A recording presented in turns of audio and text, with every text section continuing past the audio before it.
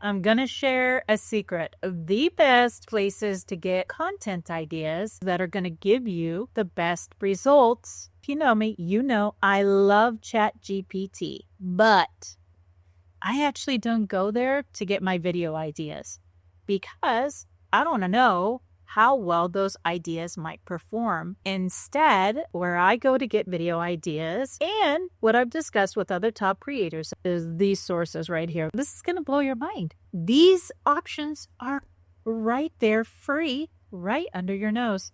Okay, number one, checking your own YouTube analytics. I would get familiar with it because there is so much good information there. It's like gold. Gold, I'm telling you. Go into your YouTube analytics and look at the content that is performing. What are the videos that are doing the best? What are those subject matters on? Are there any commonality here? You can search on the last 28 days. You can search the last month. You can search the last year. You can do lifetime. And if I were to do the lifetime search on Kelly's, you would see that her FHA videos, there's a common theme there that her FHA videos tend to perform very well and are top watch videos. So you know what that means? Make more FHA videos. What are the videos that are tracking the best with your viewers? Find out what those subjects are and make more of that. The second one, there's a new tab in your YouTube studio, the inspiration tab,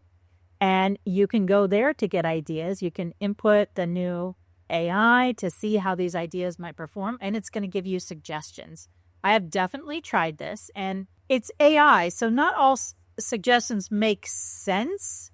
There's been a few times when it recommended things that are like decorating a house instead of getting a mortgage on a house, so it wouldn't make sense for Kelly's channel to do decorating a house, but it wouldn't make sense to do something mortgage related. So I kind of have to filter it. But the ones that I've selected that were ideas from YouTube did perform very well. Check out that inspiration tab and let me know in the comments if you've used it and what you think. Number 3, this is a big one. And this is one that I absolutely do every single time I'm planning a video session, which is every single week. And that's looking at your competitors or the other people in your niche. Not just looking to see what they've created, but looking to see what is successful on their channel. And what we're looking for is a term called outliers. Outliers are the videos that have performed significantly above average on a person's channel. So I have the plugin for vidIQ installed in my YouTube, and it's not just telling me what the outliers are when I look at this, but it's also telling me how many views per hour, and then it gives me how much better are they performing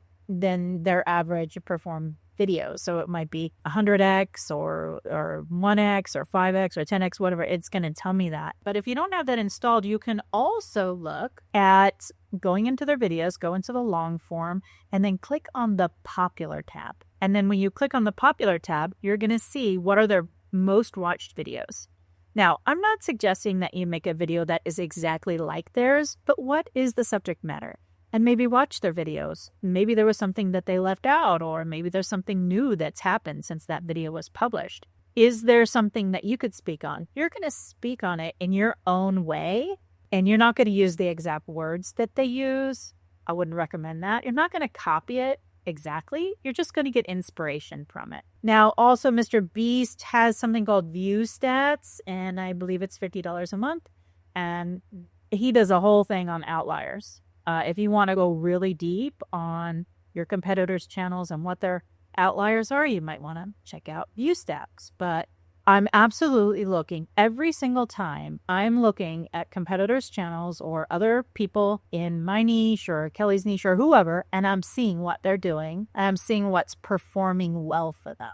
Very last one, the YouTube search bar. If you just go into YouTube and then you start typing in whatever it is that you're interested in making a video about, see what pre-populates, see what drops down. Then if any of those things grab you, click on that, and then you can see what other people have done videos on and get inspiration there. All of these ideas, all 4 of these ideas are right there contained within YouTube. YouTube has everything that you need to know on what content that you should be making next. Check that out. Drop in the comments which one of these methods you're using. Are you using one of them, all of them? What is most effective for you?